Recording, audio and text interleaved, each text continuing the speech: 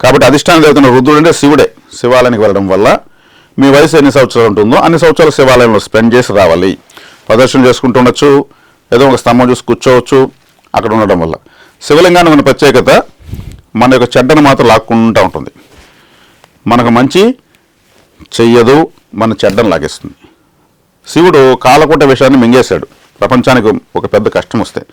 అట్లా మన కష్టాన్ని ఆయన సులభంగా లాక్కు. ఆ శివలింగం సైంటిఫిక్ కూడా ప్రూవ్ అయిందంటారు పెద్దలు. మన వ్యతిరేకత లాక్కుంటా ఉంటే ఇంక దాని మించి ఇంకా అలా వెళ్ళి టాటా చెప్పి వస్తే ఏ గుడికి వెళ్ళినా ఫలితం రాదు. మీరు వెళ్ళాలి, ప్రదర్శన చేసుకోవచ్చు, అటు ఇటు తిరుగుతూ ఆలయంలో ఆ బ్రీతింగ్ పీలుస్తూ ఉండాలి. శివశక్తి ఆలయంలో ఆ గాలిలో ఉంటుంది. కడుపు నిండా శివశక్తిని పీలిస్తే ఇంక మీకు కష్టం ఏమిటి? కాబట్టి చక్కగా ప్రాచీన శివాలయానికి ఎక్కువ వెళ్ళాలి.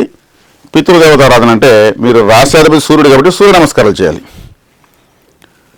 అదేవిధంగా సూర్యాస్తమ సమయంలో కూడా సంధ్యావందనం చేయాలి.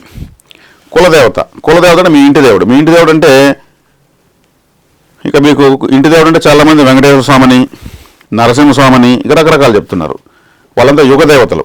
కులదేవత అంటే బహిరంగ ప్రదేశాల్లో, పంట పొలాల్లో, మర్రి చెట్టు, వేప చెట్టు, రావి చెట్టు, మామిడి చెట్టు లాంటి చెట్ల కింద పుట్టమట్టితో విగ్రహాలు చేసి పెట్టి మంచి మధ్యాహ్నం చిన్నపిల్లలు తీసుకెళ్ళి వెంట్రుకు తలనీలాలు తీసి ఆ నైవేద్యాలు బళ్ళు ఇచ్చి ఆ దేవత ఉన్న వాళ్ళు మాత్రమే ఆరాధించి మొత్తం నైవేద్యాలు అక్కడ తినేసి మిగిలితే కూడా అక్కడే పూజ చేసి వస్తారు. ఇది చాలా ప్రాచీనమైనటువంటి విధానం. నేను ప్రతిసారి చెబుతూనే ఉన్నాను. చాలామందికి అది అందివ్వకపోవడం వల్ల కులదేవత ఆరాధన అంటే వెంకటేశ్వర స్వామి అంటున్నారు అని. యుగదేవత కలియుగ దైవం. కాబట్టి మీరు కులదేవత తెలియకపోతే సంగాలి అనే కర్ర మన వద్దనే దొరుకుతుంది. ఈ సంగాలి కర్ర అంటే కులదేవత కర్ర అంటారు. ఈ కర్రను తెప్పించుకొని పూజలో పెట్టుకోవచ్చు. రాబోయే తరాల వాళ్ళకు కూడా అది సరిపోతుంది. సంగాలి అంటే ఎరుపుగా ఉన్న కాళికాదేవి అని అర్థం.